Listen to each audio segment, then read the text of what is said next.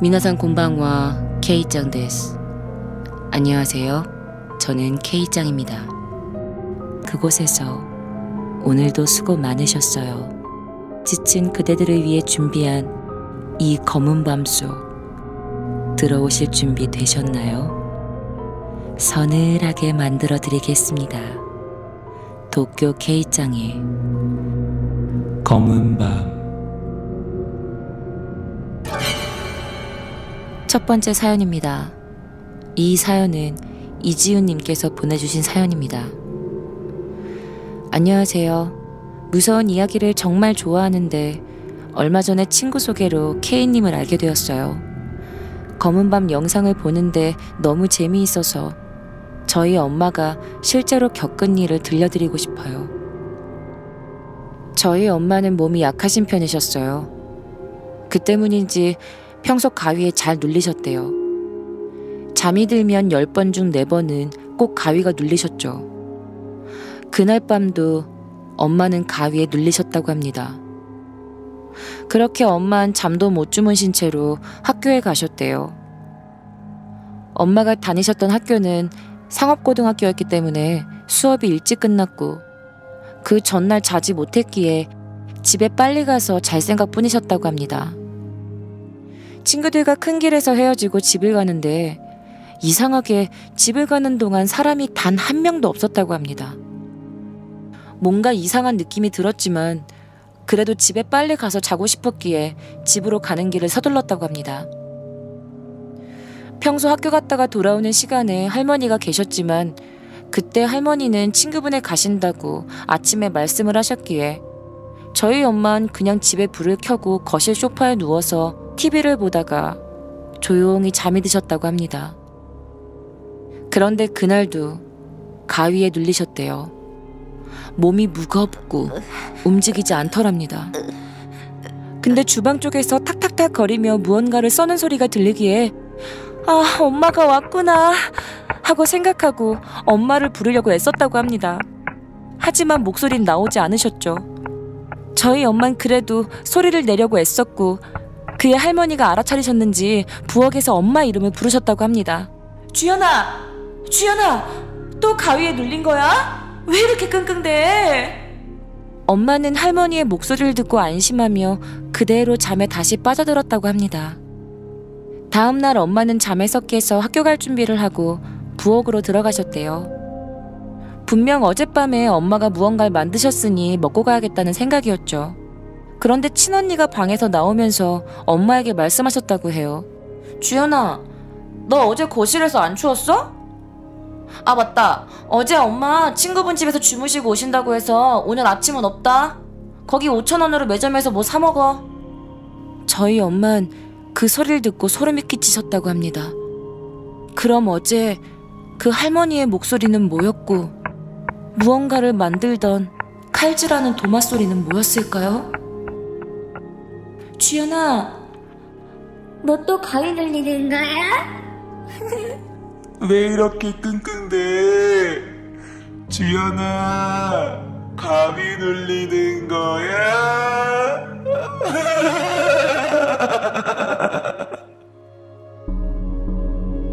두 번째 사연입니다. 이 사연은 박가영님께서 보내주신 사연입니다. 안녕하세요 언니.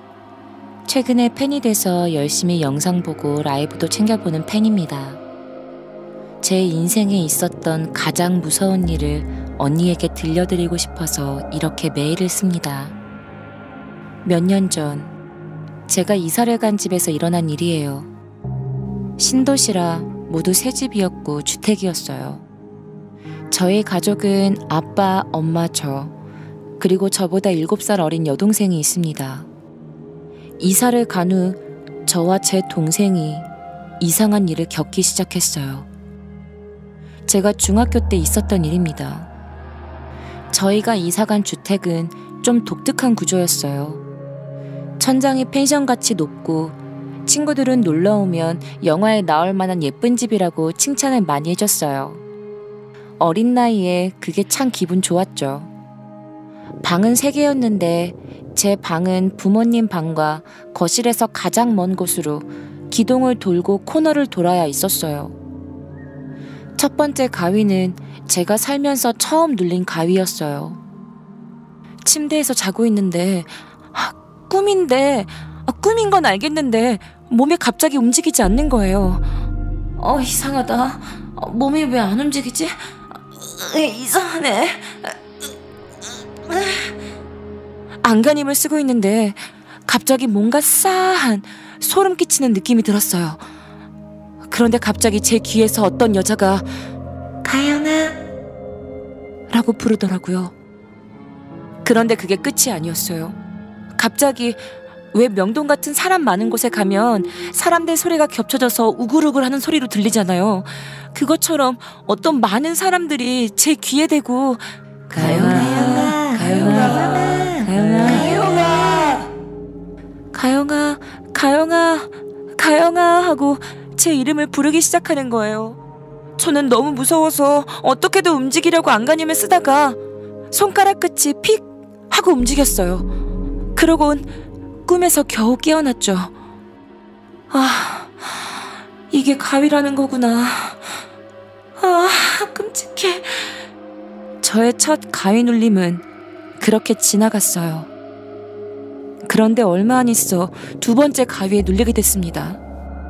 아직도 생각하거나 주변 사람들한테 말할 때 이때조차 소름이 돋아요.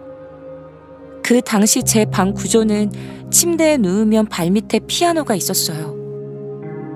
이날도 잠을 자다가 꿈에서 눈을 떴는데 몸이 또다시 움직이지 않았어요. 그리고 엄청나게 몸이 무거운 걸 느꼈죠. 또 가위에 눌렸어 라는 생각이 들더라고요. 그래서 꿈속에서도 너무 무서워하고 있었는데 흠칫 제 발밑 시야에 피아노가 눈에 들어왔는데 어떤 여자가 피아노 위에 목을 매달아 대롱대롱 매달려 있더라고요. 그래서 뭐야 저건 또 뭐야 어떡해 하며 무서워하고 있는데 언뜻 보니 그 여자 저랑 참 비슷하더라고요. 어중간한 머리 길이에 층까지 친 헤어스타일. 어쨌든 전 너무 무서워서 어떻게든 몸을 움직이려고 노력하는데 갑자기 그 여자가 저를 노려보는 게 느껴졌어요. 순간적으로 공포심은 극에 달했고 꿈속에서도 미친 듯이 정말 안간힘을 썼어요. 저번처럼 손가락 하나라도 움직이면 꿈에서 깰 테니까요. 손가락에 막 힘을 주는 찰나에 갑자기 그 여자가 없어진 게 느껴졌어요. 그래서 일단 그래 이때가 찬스다. 빨리 꿈에서 깨는 거야. 꿈에서 깨는 거야. 라고 하고 있는데 갑자기 누가 제 팔목을 확 잡더라고요. 그 순간 제 팔목이 엄청 차가웠어요. 그래서 전 하고 잠에서 깼어요. 식은땀이 나고 그때 생각만 하면 정말 꿈에서 깼는데도 귀신이 만진 그 손목이 아픈 것처럼 저려오더라고요. 정말 누가 세게 꽉 하고 만진 것처럼요. 너무 무서워서 부모님 방에 달려가서 울었던 게 기억이 나요. 현재는 20대 중반으로 다른 집에서 살고 있지만 그 집에선 이상한 일들이 유난히 많았어요.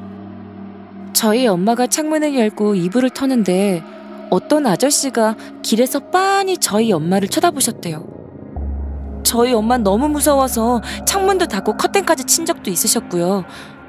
그리고 제 동생은 이 이야기는 정말 무서운데요. 제 동생이 자다가 새벽에 물을 마시러 거실로 나왔대요. 그런데 소파에 제가 앉아 있었다고 하지 뭐예요. 그래서 제 동생은 언니가 뭐하지 이 새벽에? 라면서 저를 빤히 쳐다보는데 소파에 제 머리만 있었다고 하네요. 꿈이었는지 진짜였는지는 모르겠다고 하고요.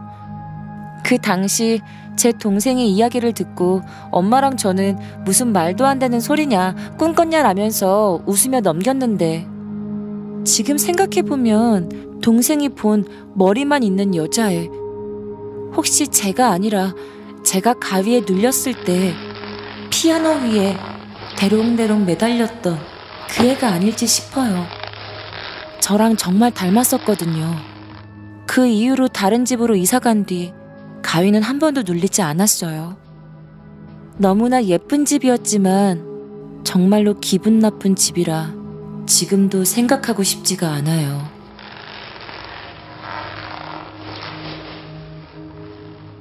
세 번째 사연입니다. 이 사연은 이유진 님이 보내주신 사연입니다.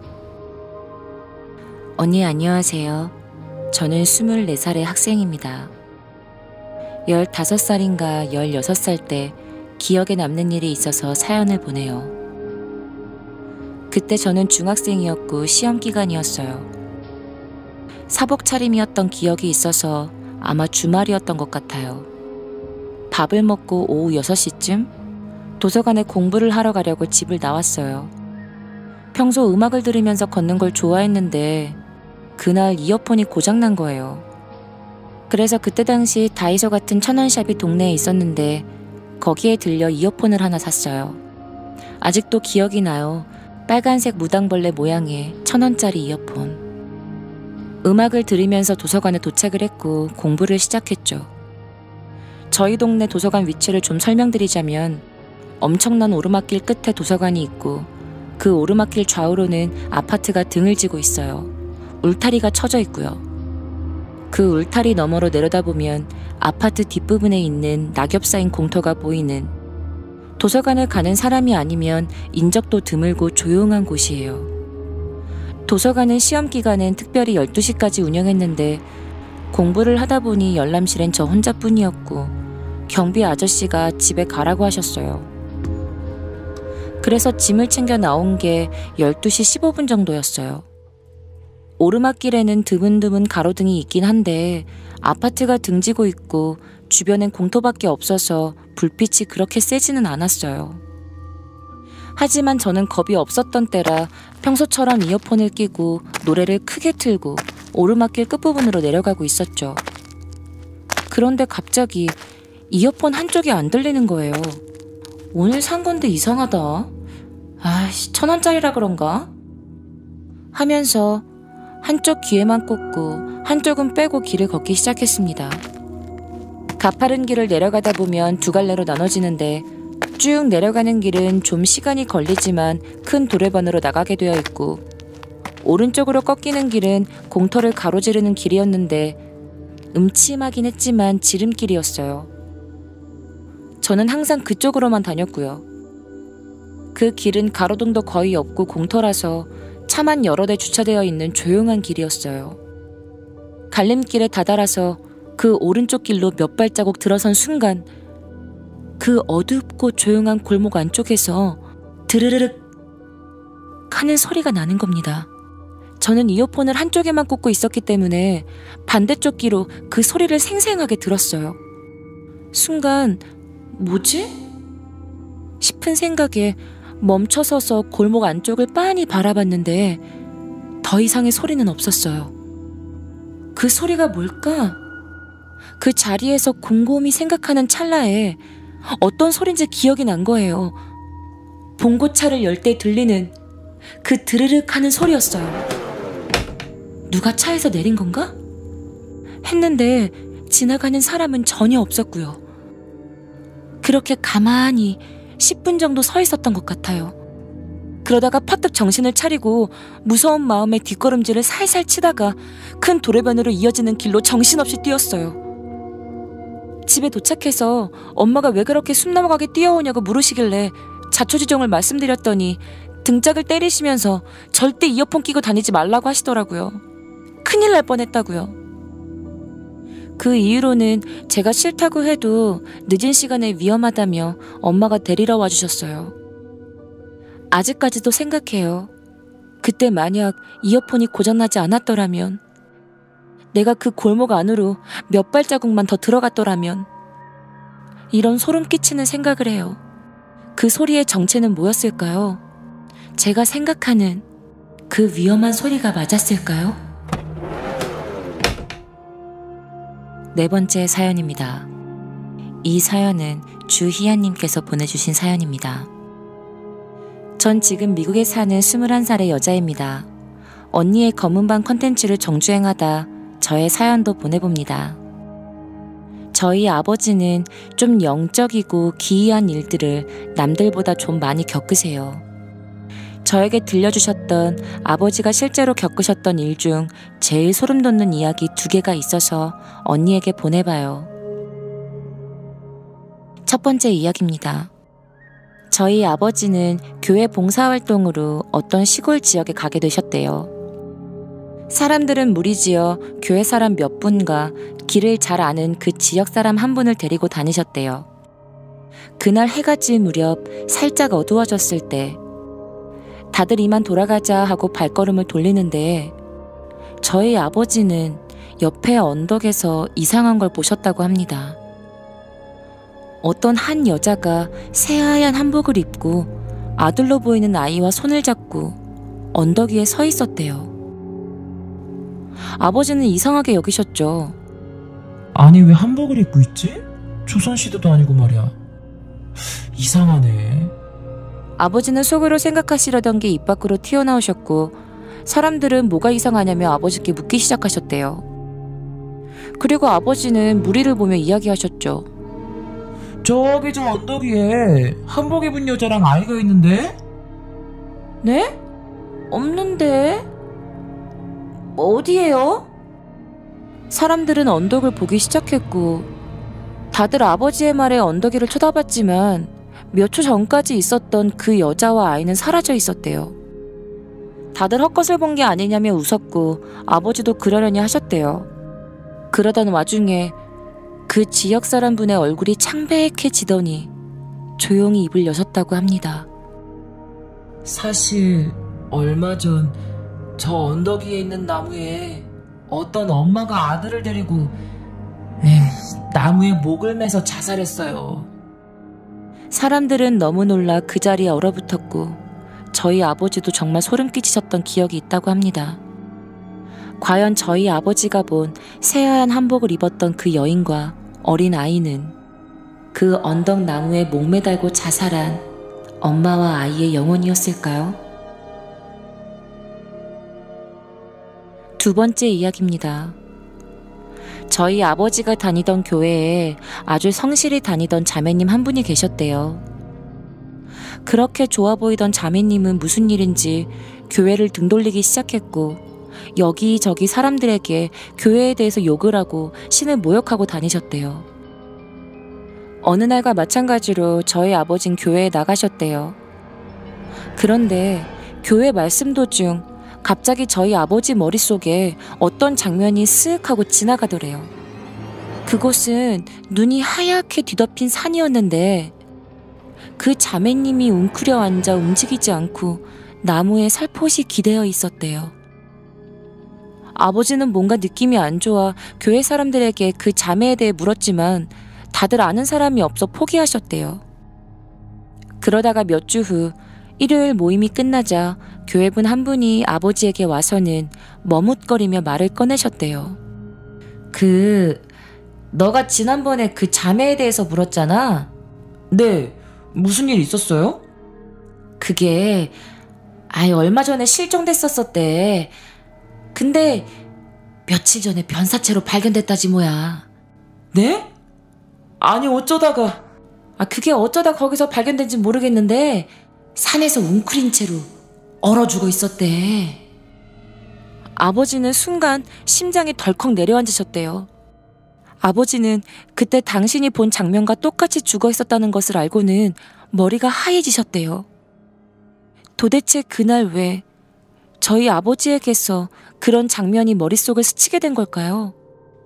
그리고 그 여자는 왜 아무도 없는 차가운 산속에서 그렇게 얼어 죽게 된 걸까요?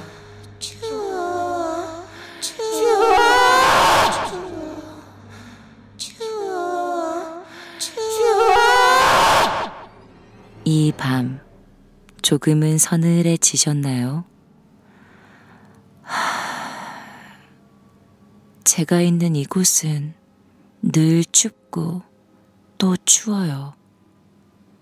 그래서 말인데 제가 당신이 있는 그곳에 가도 될까요? 바로 지금!